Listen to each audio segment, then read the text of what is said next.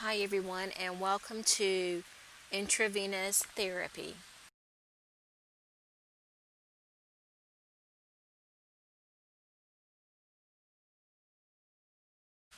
Some of the advantages of intravenous therapy are rapid effects, which bypasses the GI system and goes directly into the bloodstream. Precise amounts.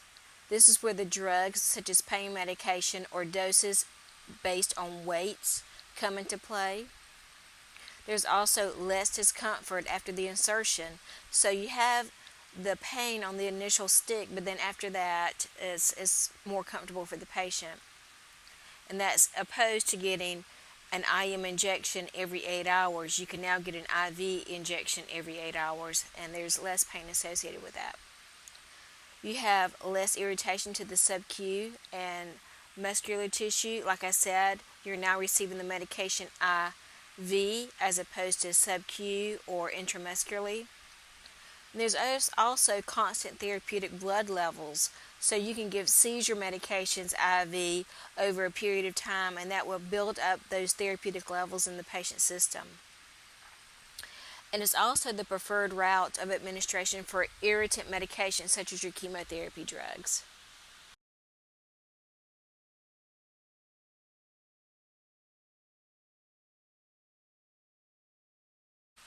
So just like advantages, we also have disadvantages.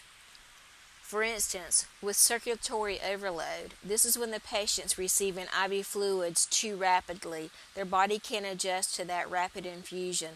They may have congestive heart failure or pulmonary edema as a result of that fluid overload.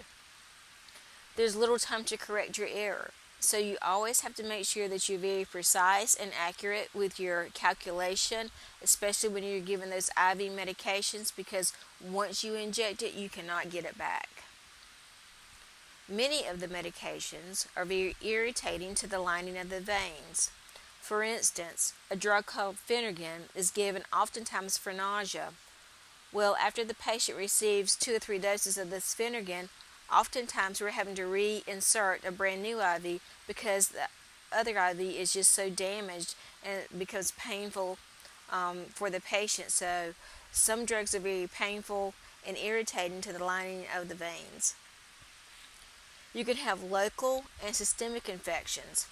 For instance, an IV that's infiltrated can come infected. You may have drainage at that site from the IV that's infected just from the site. You could have mishandling of IV fluids and medications. TPN is one of those things that can lead to an infection if it's not handled properly by the nurse. IVs are also costly.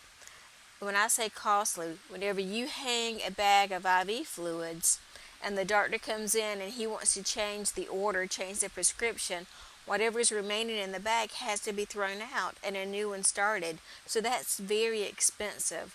And some of the drugs, antibiotics, some pain medications, chemotherapy drugs, these are some very costly and very expensive medications. As far as the inconvenience, yeah, it's very inconvenient sometimes for a patient to have an IV because they have loss of that freedom of movement. And embolisms can also occur. You can have an air embolism that's in the tubing. You can also have catheter embolism. That's where the end of the IV catheter is sheared off and a piece of the catheter is actually left inside the patient's vein. When this happens, you're going to have to put a tourniquet. Hopefully you can slow that down, get a surgeon. You may have to cut the patient's arm open or whatever to get that catheter tip out. But an air embolism you can't really do a whole lot about. That's going to get in and it's going to make its way.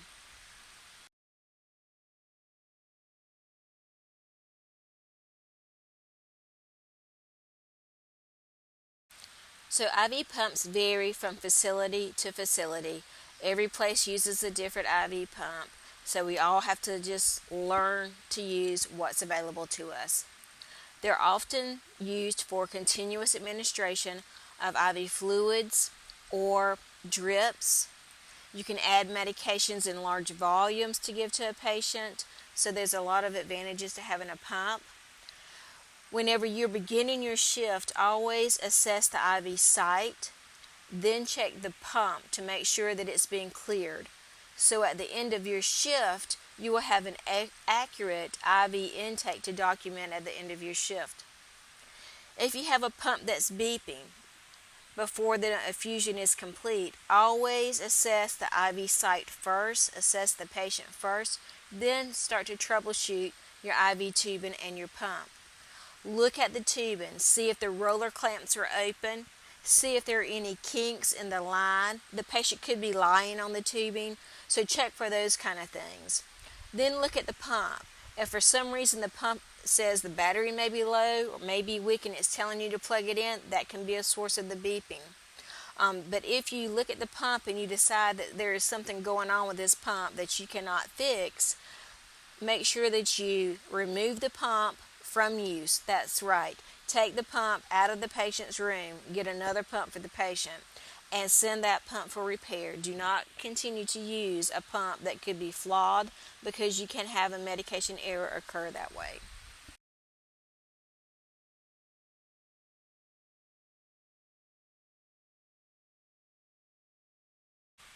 So let's talk a little bit about intermittent administration. So intermittent infusions are also referred to as IV piggybacks or secondary infusions, and they can run in tandem with the primary IV fluids.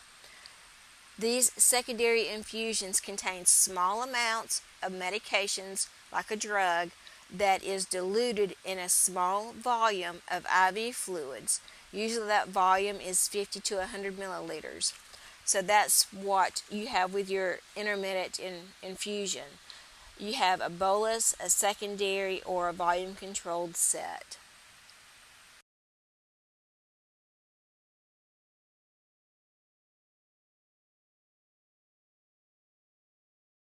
So this is the volume control set.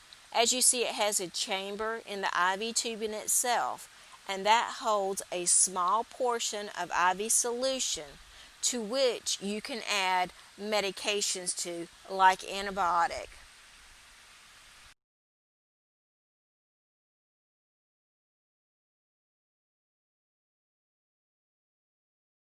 So we're going to talk a little bit about medication locks.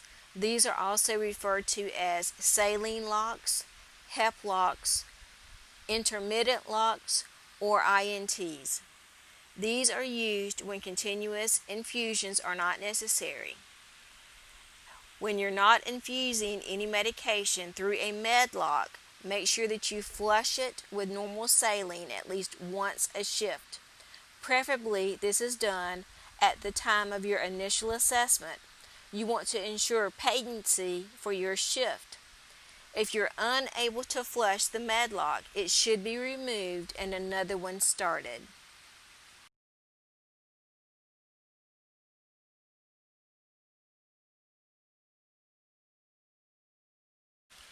Central lines are often inserted and used whenever we need to deliver a large volume of medication. Clients who require long-term IV fluids, who are receiving irritating drugs or medications, or those who we have difficulty inserting an IV on, they may get a central line. A central line insertion is performed by a surgeon or doctor, a nurse practitioner who's been trained, or a physician's assistant who's been trained to insert these lines. You have to have written consent by the patient or the family member to insert a central line unless it's an emergency.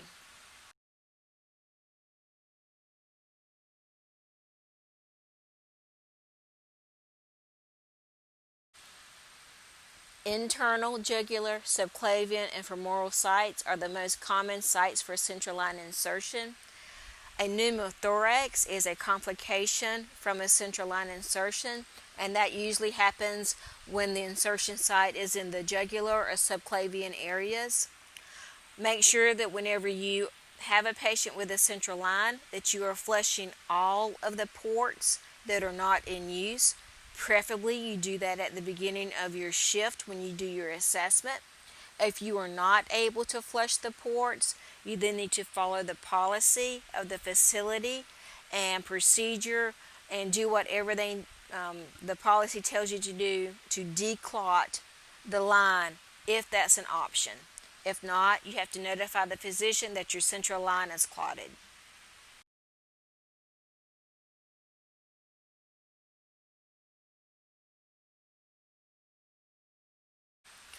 A PICC line, PICC, a PICC line, is inserted through the skin in a peripheral vein.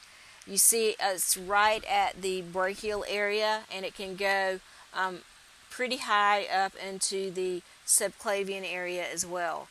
PICC lines are often used for long-term IV medication therapy done at home. When doing your PICC line care, remember to measure from the insertion site to the connecting end and document the exposed length. This helps to determine if the catheter has slipped out of position or not.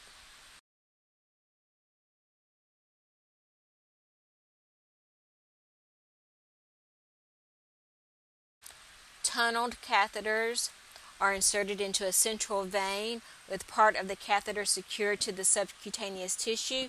These are often used for your dialysis patients, and this too is inserted by a surgeon.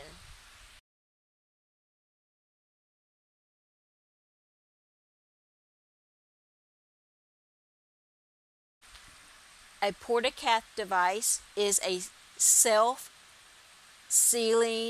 device that is under the skin. It's surgically implanted, and the port of that device will self-seal whenever you withdraw the needle.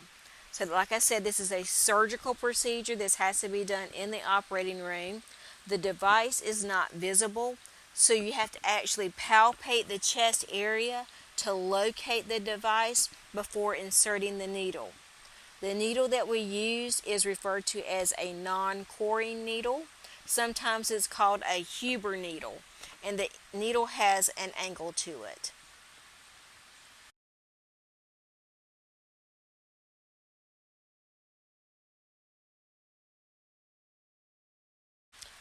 An intraos or an IO device is a route for delivery of fluid, blood, or medication through a needle that's inserted directly into the marrow of the long bones.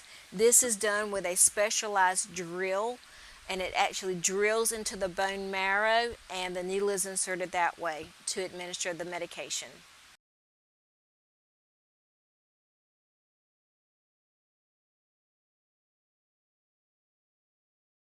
Just some safety tips for IV therapy. Always use an infusion pump, especially when you're infusing medications such as heparin or insulin or pressors. Always add medications to a new bag of IV fluids. Never add medication to a container that is already hanging. Never administer IV medications through tubing that is infusing blood products or TPN. Those have to be infused in separate tubing. Verify compatibility of medications with IV solutions before infusing a medication. If you are going to give 2 or more IV medications at the same time, always refer to the drug reference for compatibility.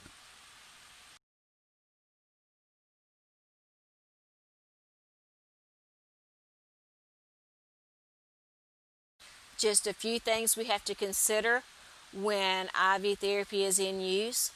Is the patient on anticoagulants such as heparin or warfarin or Plavix? Are they on some type of blood thinner that can cause them to bleed whenever you remove that IV catheter? Always know that edema and obese patients are going to be a little bit more difficult to stick. That IV is going to be a little bit more difficult to insert. So you have to be patient with those types of clients and just take your time looking for an IV site. But know that you may have difficulty when you have these types of clients.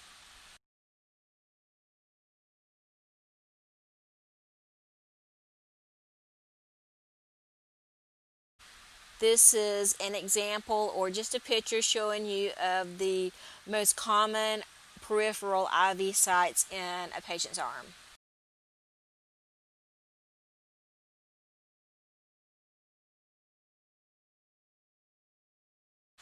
So you have to be very familiar with complications and what are you going to do to treat it as a nurse, or what can you do to treat it as a nurse.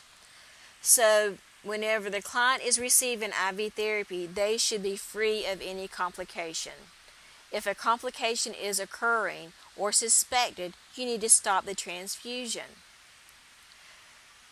Infiltration. When you look at infiltration, which that's an example of it, the picture that I have up for you. Infiltration, you'll have pallor, swelling, tenderness, tight feeling. Discontinue the site and elevate the extremity. Warmth can be applied for comfort if it's not contraindicated. Extravasation, this is with the use of a vesicant or a cytotoxic drug, which are your chemotherapy drugs or your pressor drugs. If you have something like that infusing and you have an infiltration that occurs because of that, you need to first stop the medication, discontinue the infusion. Step 2, follow the facility policy when it comes to a vesicant infiltration. Step 3, notify the MD that you had a vesicant or a cytotoxic drug infiltrate, because you may need a doctor's order to inject some type of reversal drug to stop any necrosis that could be happening. Number 4, implement the orders that you get from the physician. 5, document all signs and symptoms and treatment you provided to the patient. And 6, monitor the client and give a detailed report to the oncoming shift. If you have a patient that develops a hematoma, elevate the extremity and monitor it. If you have a catheter embolus, depending on where the embolus occurs, you may be able to put a tourniquet on it and notify the surgeon. Then again, if may not, just depends on how high up or where that catheter tip is located at. If you have phlebitis or cellulitis, you may have to give the patient some antibiotics. That may have to happen because that's an infection that could occur. Fluid overload, you're going to stop the IV fluid immediately, call the doctor, let them know that the patient's having some respiratory trouble, give them some supplemental O2, a chest x-ray may be ordered, and a diuretic such as Lasix may be given as well.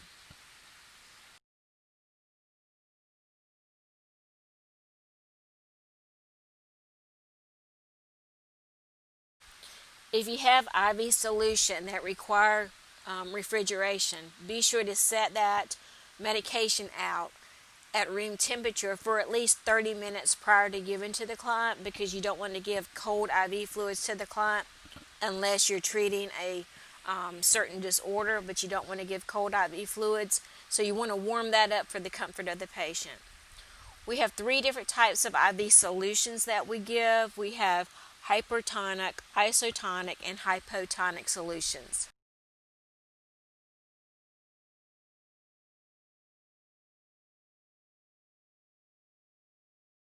So your hypertonic solutions cause the cell to shrink.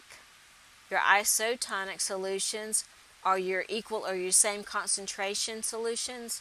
And then your hypotonic solutions cause the cells to swell.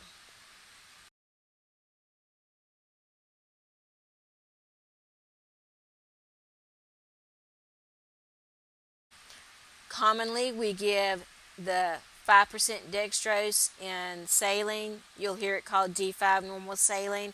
That's the most common hypertonic solution we give. There are some cases where we give some 3% saline, but that's under extreme circumstances, and that's given in the ICU only. But out on the floor, when you're on the medical floor, the telemetry floor, you're going to see the D5 normal saline or the D5 half NS most commonly given.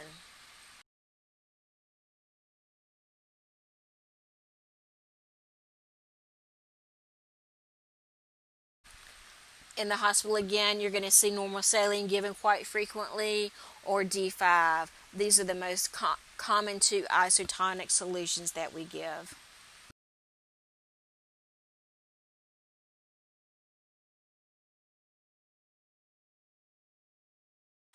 Occasionally, we do give some hypotonic solutions, and most of the time, that's going to be your half normal saline.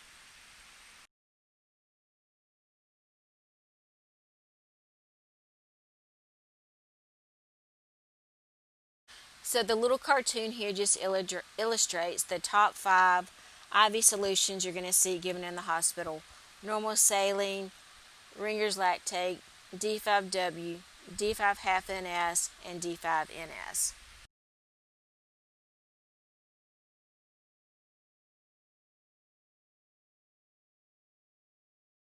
So the next few slides are just some formulas related to the calculation of IV flow rates. When using an IV pump, you want to do your milliliters an hour, which is going to be your volume in milliliters over your total hours. That's going to be your milliliters an hour. Feel free to use any formula that you find in DoseCal 360 or ATI to assist you with calculation of your IV flow rate.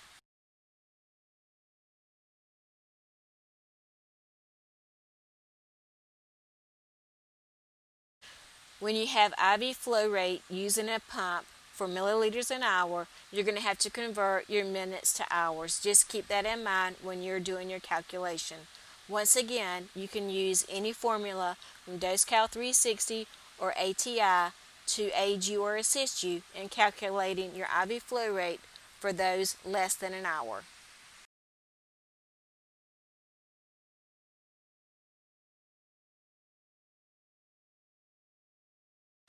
Drops per minute is a standard formula. Volume over time in minutes, multiply by the drop factor or the drip factor, whatever you have available or whatever is ordered.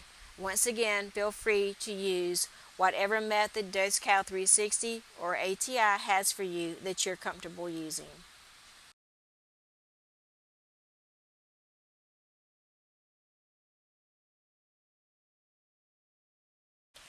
And this concludes my lecture on IV therapy. Thank you for joining me today.